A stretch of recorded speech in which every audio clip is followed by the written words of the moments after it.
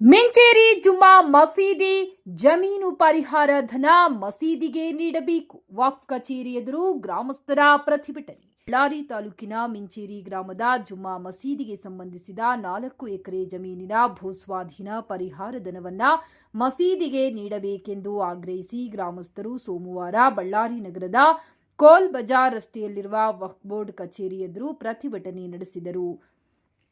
ಪ್ರತಿಭಟನೆಯ ಬಳಿಕ ಮಾಧ್ಯಮದವರೊಂದಿಗೆ ಮಾತನಾಡಿದ ಮಾಜಿ ವಕ್ಫ್ ಬೋರ್ಡ್ ಅಧ್ಯಕ್ಷ ಉಮರ್ ರಿಜ್ವಾನ್, ಮಿಂಚೇರಿ ಗ್ರಾಮದ ಸರ್ವೆ ನಂಬರ್ 88ರಲ್ಲಿರುವ 4 ಎಕರೆ ಜಮೀನನ್ನು ಜುಮ್ಮಾ ಮಸೀದಿಯ ಅಭಿವೃದ್ಧಿ, ಬಡವರ ಕಲ್ಯಾಣ ಹಾಗೂ ಧಾರ್ಮಿಕ ಚಟುವಟಿಕೆಗಳ ಉದ್ದೇಶಕ್ಕಾಗಿ ಖರೀದಿಸಲಾಗಿತ್ತೆಂದು ತಿಳಿಸಿದರು.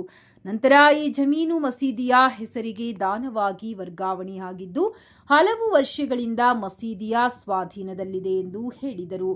ವಕ್ಫ್ ಬೋರ್ಡ್ ಅಧಿಕಾರಿಗಳು ಪರಿಶೀಲನೆ ನಡೆಸಿ ಸಾರ್ವಜನಿಕ ನೋಟಿಸ್ ಪ್ರಕಟಿಸಿದ ಬಳಿಕ ಯಾವುದೇ ಆಕ್ಷೇಪಣೆಗಳು ಬಾರದ ಹಿನ್ನೆಲೆಯಲ್ಲಿ ಜಮೀನನ್ನು ವಕ್ಫ್ ಆಸ್ತಿ ಎಂದು ದಾಖಲಿಸಲಾಗಿದೆ. ಅಲ್ಲದೆ ರಾಜ್ಯ ಸರ್ಕಾರದ ಗೆಜೆಟ್ನಲ್ಲಿಯೂ ವಕ್ಫ್ ಆಸ್ತಿಗಾಗಿ ಪ್ರಕಟವಾಗಿದೆ ಎಂದು ತಿಳಿಸಿದರು.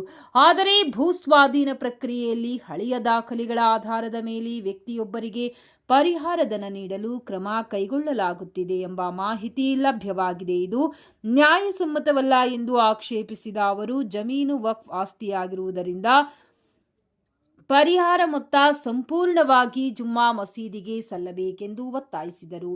2022ರಿಂದ ಗ್ರಾಮಸ್ಥರು ನ್ಯಾಯಕ್ಕಾಗಿ ಹೋರಾಟ ನಡೆಸುತ್ತಿದ್ದು, ವಕ್ಫ್ ಬೋರ್ಡ್ ಅಧಿಕಾರಿಗಳು ಸ್ಥಳಕ್ಕೆ ಭೇಟಿ ನೀಡಿ ಎಲ್ಲ ಸಮುದಾಯದ ಮುಖಂಡರು ಹಾಗೂ ಗ್ರಾಮಸ್ಥರ ಸಮ್ಮುಖದಲ್ಲಿ ವಿಚಾರಣೆ ನಡೆಸಬೇಕು. ವಾಸ್ತವಾಂಶಗಳನ್ನು ಪರಿಶೀಲಿಸಿ ನ್ಯಾಯಯುತ ತೀರ್ಮಾನ ಕೈಗೊಳ್ಳಬೇಕೆಂದು ಆಗ್ರಹಿಸಿದರು.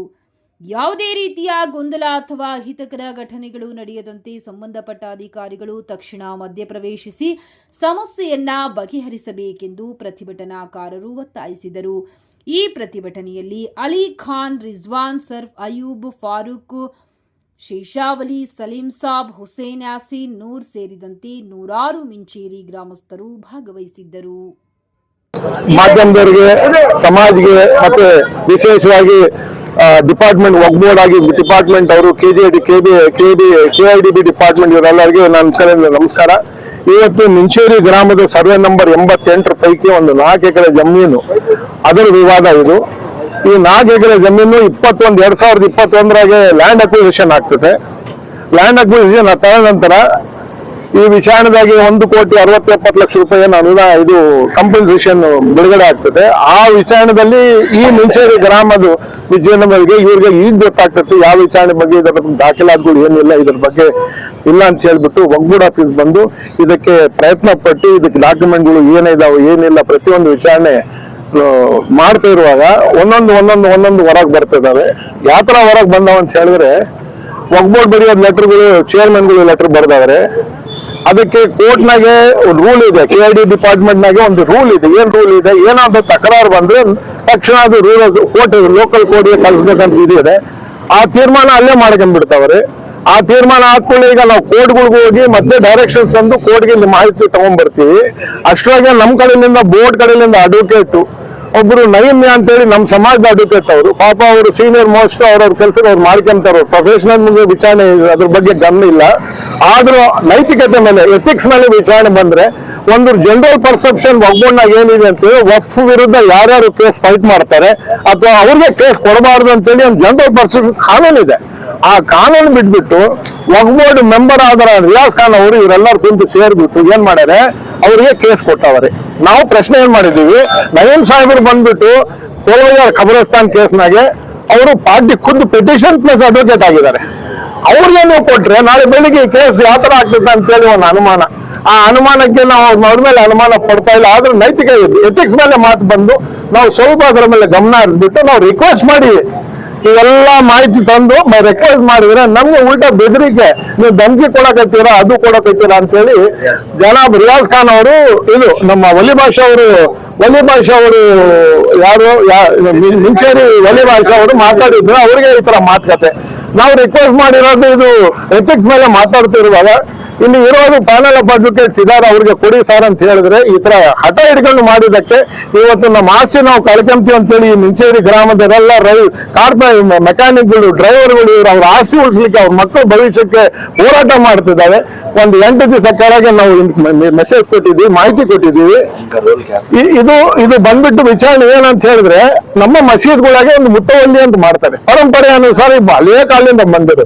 ಈಗ ಊರಾಗೆ ಓದ್ ಕೇಳಾರ್ದವರು ಅನ್ಎಜುಕೇಟೆಡ್ ಅವ್ರೇನ್ ಮಾಡ್ತಾರೆ, ಮುತ್ತವಲ್ಲಿ ಒಂದು ಗೌರವಿಸ್ಬಿಟ್ಟು ಏನ್ ಮಾಡ್ತಾರೆ, ಆಸ್ತಿ ಖರೀದಿ ಮಾಡಿ ಅವ್ರ ಹೆಸರು ಮೇಲೆ ಮಾಡ್ಬಿಟ್ಟು ಒಗ್ಬೋಡಿಗೆ ತಗೊಂತೀವಿ. ಇದು ಒಂದು ಪರಂಪರೆ, ಮಸೀದ್ ಯಜಮಾನ್ ಅಂತೇಳಿ.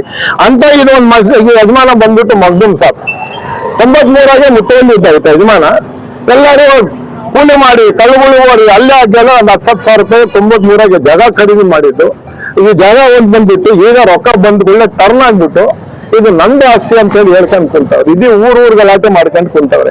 ಇಲ್ಲಿ ಬರೋ ಕಾರಣ ಏನಂತ ಹೇಳ್ಬಿಟ್ರೆ, ಇಲ್ಲಿ ಕುಂತು ಮಾತಾಡ್ತಾ ಇರೋದು ಪೀಸ್ಫುಲ್ ಪ್ರೊಟೆಸ್ಟ್ ಯಾಕೆ ಮಾಡ್ತಾ ಇದೀವಿ ಅಂತ ಹೇಳಿದ್ರೆ, ಮೊನ್ನೆ ಒಂದು ಸಣ್ಣ ಜಟಪಟಿ ಆಗಿ 107 ಕೇಸ್ಗಳು ಹಾಕೊಂಡ್ಬಿಟ್ರು. ಈ 107 ಕೇಸ್ಗಳು ಯಾಕೆ ನಮ್ಮಲ್ಲಿ ಬಿಡ್ಬೇಕು, ನಾವೇನ್ ತಪ್ಪು ಮಾಡಿವಿ ಅಂತ ಹೇಳಿ ವಿಚಾರಣೆ. ಅದಕ್ಕೆ ನಾವು ಒಂದು ಒಂದು ಮೆಮೋರಿಯಂ ಮೂಲಕ ನಾವು ರಿಕ್ವೆಸ್ಟ್ ಮಾಡೋದು ಯಾರಿಗೆ, ಜಿಲ್ಲಾಧಿಕಾರಿ ಟಾಸ್ಕ್ ಫೋರ್ಸ್ ಚೇರ್ಮನ್ ಅವರು ಇಂಥ ಆಸ್ತಿಗಳಿಗೆ ಒಗ್ಬೋರ್ಡ್ ಆಸ್ತಿಗಳು ಉಳಿಸ್ಲಿಕ್ಕೆ ಒಂದು ಸಮಿತಿ ರಚನೆ ಮಾಡಿ ಮಾಡ್ಬೇಕಂತೇಳಿ ಒಂದು ವಿಚಾರಣೆ.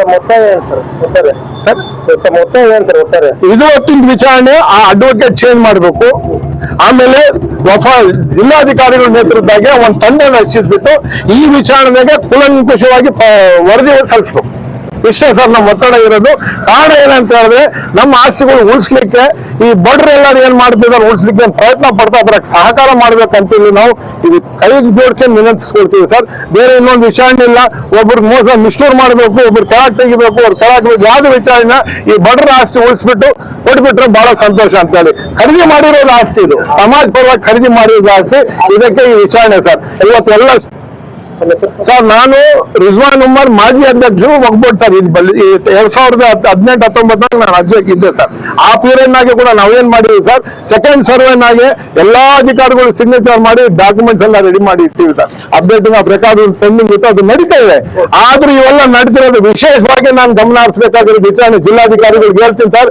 KIDP ಡಿಪಾರ್ಟ್ಮೆಂಟ್ ದಾವಣಗೆರೆಗೆ ಈ ಕೇಸ್ ಈ ವಿಚಾರಣೆದಾಗೆ ಲೋಕಲ್ ಕೋರ್ಟ್ಗೆ ಕಳ್ಸಂತ ಹೇಳಿ ನಾವು ಮನವಿ ಮಾಡಿದ್ರೆ ಅವ್ರ ಲೀಗಲ್ ಒಪಿನಿಯನ್ ಬೆಂಗಳೂರು ಕಳಿಸ್ಬಿಟ್ಟು ಅವ್ರು ಯಾವ ತರ ಒಪಿನಿಯನ್ ಕೊಡ್ತಿದ್ದಾರೆ ಅಂತ ಒಂದು ಜಡ್ಜ್ಮೆಂಟ್ ಮೂಲಕ ಕೊಡ್ತಿದ್ದಾರೆ ಅಂತೇಳಿ ವಿಚಾರಣೆ ಸರ್.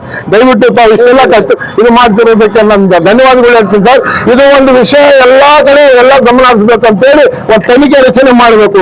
ಇದು ನೋಡಿ ಸರ್, ನನ್ನ ಹೆಸರು ಮೇಲೆ ಸೆಕೆಂಡ್ ಸರ್ವೆನಾಗೆ ಅಸಿಸ್ಟೆಂಟ್ ಕಮಿಷನರ್, ತಹಸೀಲ್ದಾರ್, ADL ಎಲ್ಲ ಸೈನ್ ಮಾಡಿರ್ಬೇಕು. ಬರೀ ಒಂದು ಅಪ್ಡೇಟಿಂಗ್ ಆಫ್ ರೆಕಾರ್ಡ್ಸ್ ಪೆಂಡಿಂಗ್ ಇದ್ದಿದ್ದು ವಿಚಾರಣೆ. ಅದಕ್ಕೆ ನಾವು ಕೇಳ್ತಾ ಇರೋದು, ಈತ ನಮ್ಮ ಸಮಾಜದವೇ ಈ ಯಜಮಾನಿಗೆ ಮಾಡಬಾರ್ದು. ಈಗ ಮೊನ್ನೆ ನಮ್ಮ ಒಬ್ರು ಹೇಳಿದ್ರು, ಈ ಮುತ್ತಲ್ಲಿ ಆದ್ರೆ ಇಡೀ ಪ್ರಪಂಚದಾಗ ಯಾವನು ಮುತ್ತಲ್ಲಿ ವಿಶ್ವಾಸ ಮಾಡಲ್ಲ ಅಂತ ಹೇಳಿ ಹೇಳ್ಬಿಟ್ಟಾಗ ನಮ್ಮ ಪ್ರೆಸಿಡೆಂಟ್ ಮುತ್ತಲ್ಲಿ ಮೆಹಬೂಬ್ ಸಾಬ್. ಅದಕ್ಕೆ ಬಹಳ ಹೋರಾಟ ಮಾಡ್ತೀವಿ. ಸಮಿತಿ ಎಲ್ಲರೂ ಇದು ಎಲ್ಲೇ ಕುಂತಿದ್ದಾರೆ. ಸುಮಾರು 4-5 ತಿಂಗಳಿಂದ ನಾವು ಹೋರಾಟ ಮಾಡ್ತಾ ಇದ್ದೀವಿ. ಈಗ ಬಂದಿರೋ ವಿಚಾರಣೆ ಕೋರ್ಟ್ನಾಗ ಇದೆ, ಆದ್ರೂ 107 ಕೇಸ್ಗಳು ಆಗ್ತಿದ್ದಾರೆ.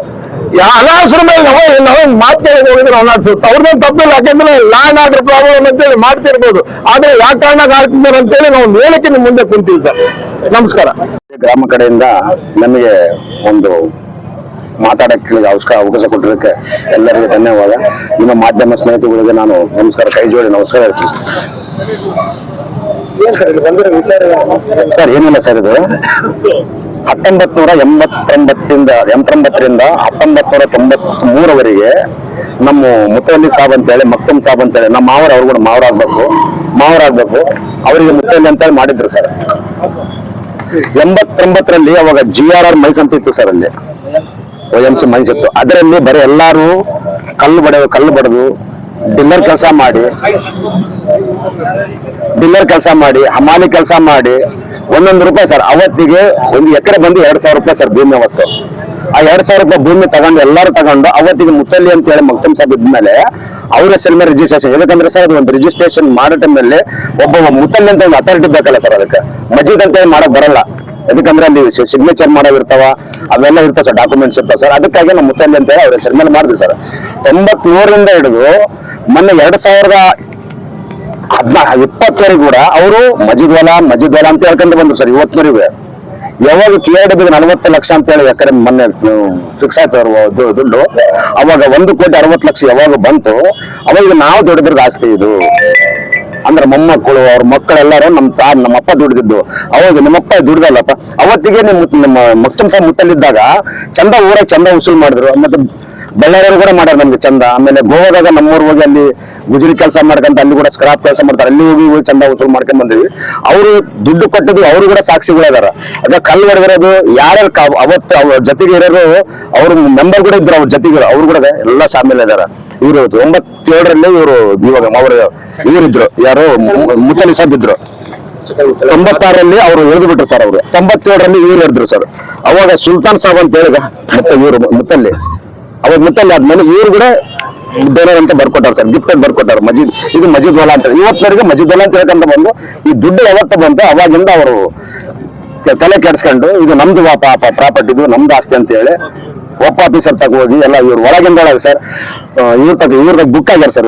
ಇವ್ರು ಎವ್ರು ಅಂತಾರ ಅವರು, ನಾವು 60 ಲಕ್ಷ ಖರ್ಚು ಮಾಡಿ ನಾವು ಎಲ್ಲ ಡಿಪಾರ್ಟ್ಮೆಂಟ್ ದುಡ್ಡು ಕೊಟ್ಬಿಟ್ಟು ನಾವು ಎಲ್ಲರಿಗೂ ಚೆಕ್ಗಳು ಕೊಟ್ಟಿವಿ ಅಂತ ಹೇಳಿ 60 ಲಕ್ಷ ನಮ್ಗೆ ನಾವು ತಕ್ಕಂತೀವಿ, ಒಂದ್ 50 ಲಕ್ಷ ನಮ್ಗೆ ಎಕ್ಸ್ಟ್ರಾ ಕೊಡ್ರಿ, 50 ಲಕ್ಷ ನೀವು ತಗೊಳ್ರಿ ಅಂತ ನಮಗೆ ಕೇಳಿದ್ರು. ಇದು ದೇವ್ರದ ಆಸ್ತಿ, ಇದು ದೇವ್ರದ ಆಸ್ತಿ. ಅವತ್ತಿಗೆ ಬಡ ಜನಗಳೆಲ್ಲ ತಗೊಂಡು ಮಾಡ್ಯಾರ. ಒಂದ್ ಕೆಲಸ ಮಾಡ್ರಿ, ಇಲ್ಲದ್ರೆ ಮನೆಗೆ 10 ರೂಪಾಯಿ ಕೊಟ್ಬಿಡ್ರಿ, ಸುಮ್ಮನೆ ಯಾಕೆ ಟೆನ್ಷನ್ ಅಂತ ನಾವು ಅಂದಿವಿ ಊರಿಗೆ ಅಂತ ಹೇಳಿ. ನಮ್ಗೆ ದುಡ್ಡು ಬೇಕಾಗಿಲ್ಲ ಸರ್, ನಮ್ಗೂ ಮಜೀದ್ ಹೊಲ ನಮ್ ಮಜೀದೇ ಸೇರ್ಬೇಕು, ದೇವ್ರ ಹೊಲ ದೇವ್ರ ಹೊಲಕ್ಕೆ ಸೇರ್ಬೇಕು ಸರ್. ಸರ್ ಏನಿಲ್ಲ ಸರ್, ಇದು ನಮ್ಮ ಇದು ಯಾವಾಗ 1,60,00,000 ಬಂದಲ್ಲ ಸರ್, ನಾವು ಹೋಗಿ ಒಗ್ಗಡ ಆಫೀಸಿಗೆ ಕೇಳಿದ್ವಿ ಸರ್. ನಾವು ಸರ್ ಹಿಂಗ ಆಗತ್ತೆ ಅಂತ ಹೇಳಿದ್ರೆ ಆಯ್ತು ನಾವು ಅದೇನೈತೆ KRDB ಹೋಗಿ ನಾವು ಮಾತಾಡ್ತೀವಿ ಅಂತ ಹೇಳಿದ್ರು. 100 ಭಾಷೆ ಅಂತ ಹೇಳಿ 100 ಭಾಷೆ ಬಂದ್ರು. ಅಲ್ಲ ಅವರು ಕೂಡ ಬಂದು ನಮ್ಗೆ ಅಲ್ಲಿ ಹೇಳಿದ್ರು, KRDB ನಲ್ಲಿ ಬಂದು ಹೇಳಿದ್ರು, ಬಂದು ಅಲ್ಲಿ ದುಡ್ಡು ಬಂದು ನಾವು ಇದ್ರಾಗ ಕೋರ್ಟ್ನಾಗ ಅದ ಸರ್ ದುಡ್ಡು. ಅದು ನಾವೇನ್ ಮಾಡ್ತಾ ಇದ್ವಿ ಸರ್, ನಮಗೆ ನಯೀಮ್ ಸಾರ್ ಬಿಟ್ಟು ವಕೀಲು, ನಮ್ಗೆ ಸತ್ಯಮೂರ್ತಿ ಸಾರ್ ಅಂತ ಹೇಳಿ ಅವ್ರ ಅಡ್ವೊಕೇಟ್ ಕೊಡ್ಬೇಕು ಸರ್ ಅಷ್ಟೇ. ಅವ್ರು ನಯೀಮ್ ಸಾರ್ ಯಾಕೆ ಕೊಡಬೇಡ ಅಂತ ಹೇಳ್ತಾರೆ ಸರ್ ಅಂದ್ರೆ, ಅವರು ನಮ್ಮ ಕಬ್ರಸ್ತಾನಲ್ಲಿ ಬಳ್ಳಾರಿ ಪ್ರಾಪರ್ಟಿನಲ್ಲಿ ಅವರು ವಿರುದ್ಧವಾಗಿ ಅವರು ಫೈಟ್ ಮಾಡಕತ್ತಾರೆ ನಯೀಮ್ ಸಾರ್. ನಾನು ಇದೇ ಮಾತು ರಿಯಾಜ್ ಅಹಮದ್ ಖಾನ್ ಸಾರಿಗೆ 100 ಬಸ್ ಸರ್ ಕೇಳಿದ್ವಿ, ಇಲ್ರಿ ಸ್ವಲ್ಪ ಮ್ಯಾಲಿಂದ ಮಾತಾಡ್ಬೇಕು ಅಂತ ಹೇಳಿದ್ರು. ಅಲ್ಲಿ ಏನು ಒಗ್ಗಟ್ಟು ಮೆಂಬರ್ ಅಂತ ಅವ್ರು ಇಲ್ಲಿ ಬೆಂಗಳೂರಿನಾಗ ಸರ್. ಅವರು ರಿಯಾಜ್ ಅಹಮದ್ ಖಾನ್ ಫೋನ್ ಮಾಡಿದ್ರು ಸಾರಿಗೆ, ಸರ್ ನಮಸ್ಕಾರ ಸರ್ ಅಂದ್ರೆ, ಏನ್ರಿ ಹೇಳ್ರಿ ಸರ್. ಏನಿಲ್ಲ, ನಯೀಮ್ ಸಾರಿಗೆ ಬೇಡ ಸರ್ ಅಡ್ವೊಕೇಟ್ ಕೊಡೋದು, ನಾವು ಸತ್ಯಮೂರ್ತಿ ಕೊಡ್ರಿ ಅಂತ ನಾವು ಕೇಳಿದ್ವಿ ಸರ್. ಅಲ್ರಿ ನಿಮ್ಗೆ ಗೊತ್ತಾ ನಮ್ಗೆ ಗೊತ್ತು, ನಾನ್ 40 ವರ್ಷ ಎಕ್ಸ್ಪೀರಿಯನ್ಸ್ ನನಗೆ. ರಿಯಾಜ್ ಖಾನ್ ಸಾರ್ ಅವರು 40 ವರ್ಷ ಎಕ್ಸ್ಪೀರಿಯನ್ಸ್, ನಾನು ಅವ್ರಿಗೆ ಕೊಡಂಗಿಲ್ಲ. ನಾನು ನೀವು ಸತ್ಯಮೂರ್ತಿ ಬಿಟ್ಟು ಯಾರಿಗಾನ ಬೇಕಾದ್ರೆ ಹೇಳ್ರಿ, ನಾವು ಅವ್ರಿಗೆ ಸತ್ಯಮೂರ್ತಿ ಸಾರಿಗೆ ಕೊಟ್ರೆ ಚಾಗ್ನೂರ್ ಕೇಸು ಹಿಂಗೆ ಬಡ ಜನಗಳು ಅವ್ರು ಫೈಟ್ ಮಾಡಿ ಅದು ಚಾಗ್ನೂರಿಗೆ ಬಂದಂಗ್ ಮಾಡಿದ್ರು, ಅವ್ರು ಊರಿಗೆ ಬಂದಂಗ್ ಮಾಡಿದ್ರು. ನಮ್ಗೆ ಸತ್ಯಮೂರ್ತಿ ಸರ್ ನಮಗೆ ಒಳ್ಳೆ ಅಡ್ವೊಕೇಟ್ ಅವರು, ಅವರಿಗೆ ಕೊಡ್ಬೇಕಂತೇಳಿ ನಮ್ಮ ಊರ ಪರವಾಗಿ ಒತ್ತಾಯ ಸರ್. ನಮಸ್ಕಾರ ಸರ್.